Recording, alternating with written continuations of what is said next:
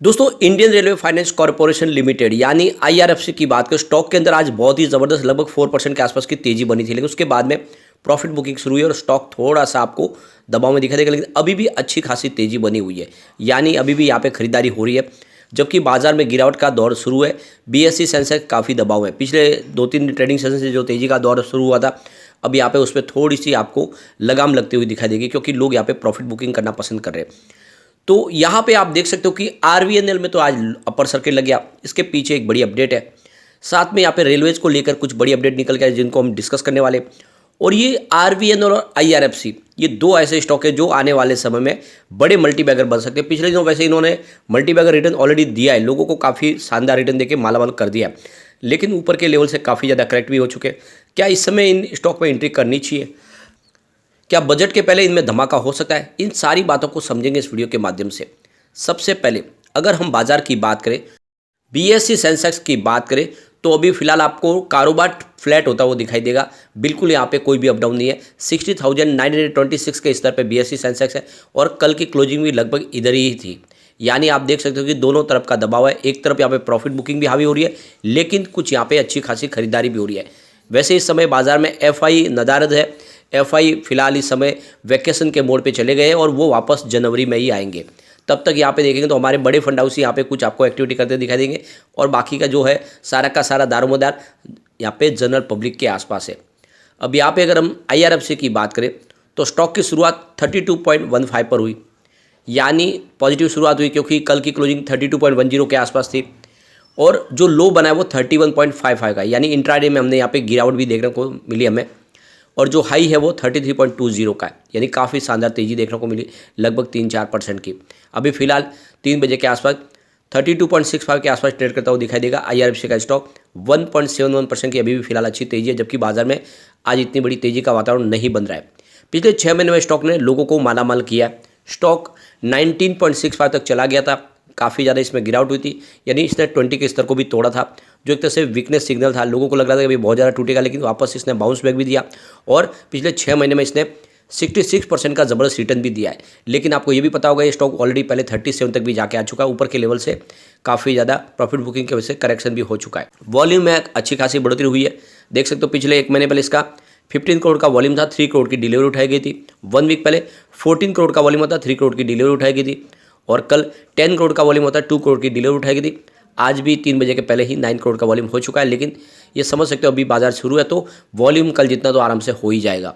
अब यहाँ पे आप देख सकते हो कि पिछले कुछ ट्रेडिंग सेशन से गिरावट का जो माहौल बना उसमें फिर से पॉजिटिव माहौल बना शुरू हो गया। आप देखिए तो 14 दिसंबर को आज के जितनी ही प्राइस यानी तेजी का दौर जब शुरू हुआ तो ये लगातार बढ़ना शुरू हो गया, और हमने देखा है कि स्टॉक 21 दिसंबर को 36.50 तक चला गया था।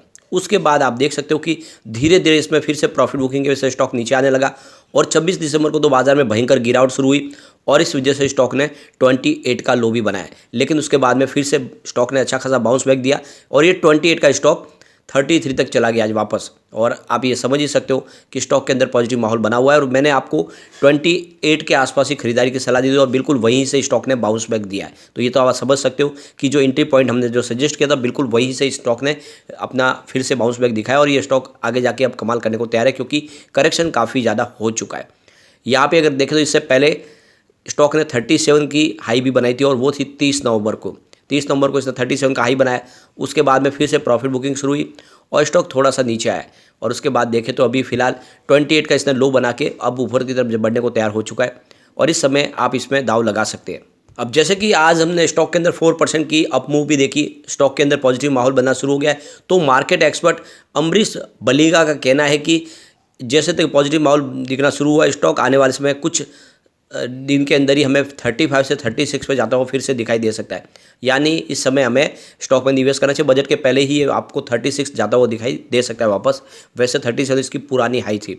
इसके अलावा आप देखें तो शेयर इंडिया के रवि सिंह का कहना है कि इस समय आईआरएफसी में आपको इन्वेस्टमेंट करना चाहिए। स्टॉक इस समय काफ़ी अच्छा लग रहा है, और आने वाले अपकमिंग बजट में बहुत सारी अनाउंसमेंट रेलवे को लेकर हो सकती है, तो इसका फ़ायदा देखने को मिल सकता है। तो इस समय 35 से लेकर 37 के टारगेट के साथ में इन्वेस्टमेंट की सलाह दी जा रही है रवि सिंह की तरफ से। और ये आपको पता भी होगा आईआरएफसी ने लगभग 4% का अच्छा खासा डिविडेंड भी दिया लोगों को। इस डिविडेंड के माध्यम से भी लोगों को काफ़ी सादा रिटर्न मिला दी, लगभग पर शेयर ₹3.25 का। अब यहाँ पे रेल विकास निगम लिमिटेड की बात करें तो आज 5% का अपर सर्किट लग गया, स्टॉक 66.70 पे आ गया। अब इस तेजी के पीछे वजह बनी है कि मालदीव्स में इनको एक बहुत बड़ा ऑर्डर मिला है, 1545 करोड़ रुपीज़ का एक ऑर्डर है जो RVNL के हाथ लगा है। और जैसे कि आपको पता ही होगा, रेलवे के जितनी भी कंपनियां, चाहे कोंकण रेलवे हो, RVNL हो या रेलटेल, इन सबको फाइनेंस प्रोवाइड करती है IRFC। तो सीधा फायदा इसका IRFC को होता है जितने भी प्रोजेक्ट मिलते हैं। तो यहाँ पे आप देखें तो इनको UTF हार्बर प्रोजेक्ट मिला मालदीव्स में, और ये प्रोजेक्ट इनको आने वाले समय में पूरा करना है, यानी आप देख सकते हो 24 मंथ्स में इस प्रोजेक्ट को पूरा करना है। तो काफ़ी अच्छा प्रोजेक्ट मिला। इससे पहले अगर आप देखें तो इनको 198 करोड़ रुपये का एक और प्रोजेक्ट मिला है, ये 22 दिसंबर को, जिसमें बेसन डिपो जो सूरत का मेट्रो प्रोजेक्ट है वो इनके हाथ लगा है, जिसको इनको 20 महीने में पूरा करना है। तो ये लगातार आप देख सकते हो कि 6 दिन में इनको 2 बड़े ऑर्डर मिले, जिस वजह से पॉजिटिव माहौल बनता हुआ दिखाई दे रहा है, और आने वाले समय RVNL भी कमाल करेगा। इसके अलावा एक बड़ी अपडेट और है, यूपी का जो गोमती नगर रेलवे स्टेशन है उसका रीडेवलपमेंट का प्रोसेस आगे बढ़ रहा है, और आप समझ सकते हो कि हिंदुस्तान के जितने बड़े रेलवे स्टेशन हैं उन सब का रीडेवलपमेंट होने वाला है, और उनको एक नया, आप देख सकते हो, नया रंग रूप दिया जाने वाला है, सारी फैसिलिटीज़ मिलने वाली है, और इसके लिए काफ़ी बजट में इस बार अनाउंसमेंट और होने वाला है। तो लगातार इसमें तेज़ी से कामकाज आगे बढ़ रहा है। इसके अलावा देखें तो वेस्ट बंगाल झारखंड खड़गपुर के बीच में 3rd लाइन प्रोजेक्ट चल रहा है जो 82% कंप्लीट हो चुका है। तो ये लगातार बहुत सारे प्रोजेक्ट है जो अभी भी आगे बढ़ रहा है। तो लगातार बहुत सारे प्रोजेक्ट है इस समय पाइपलाइन में भी है, और बहुत सारे प्रोजेक्ट जो अभी अंडर कंस्ट्रक्शन भी है। तो कुल मिला के रेलवेज में बहुत सारे कामकाज हो रहे हैं, और जैसे जैसे फंड की जरूरत पड़ेगी IRFC इनको फंड प्रोवाइड करेगी।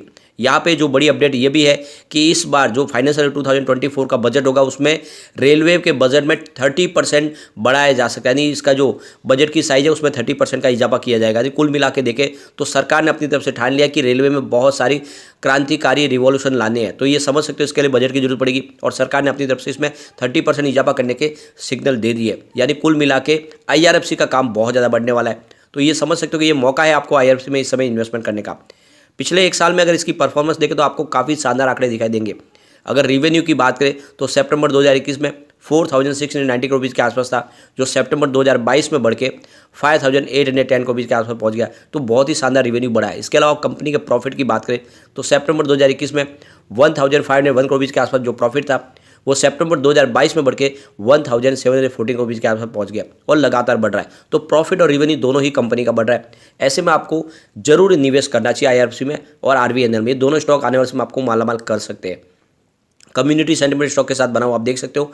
94% बाय की कॉल है, 3% सेल की कॉल है, 3% होल्ड की कॉल है। इसका मतलब 100 में से 97% लोग इसको लेना पसंद कर रहे हैं। ये मौका है आपको IRFC में निवेश करने का, क्योंकि निचले लेवल से करेक्शन हो चुका है, अब ये ऊपर जाने को तैयार है। जल्दी इसमें आपको एंट्री करनी चाहिए, और कम से कम इसको 1-2 साल के लिए होल्ड कीजिए। ये आराम से 100 का टारगेट दिखा सकता है। लेकिन फ्रेंड, कोई भी इन्वेस्टमेंट करने से पहले अपने फाइनेंशियल एडवाइजर से बारे में ले ले, या अपना खुद का रिसर्च करें, क्योंकि मैंने वीडियो आपके एजुकेशनल पर्पज के लिए ही बनाया। वीडियो पसंद आए तो लाइक से जरूर कीजिए और चैनल को सब्सक्राइब कर दीजिए। Thank you friend.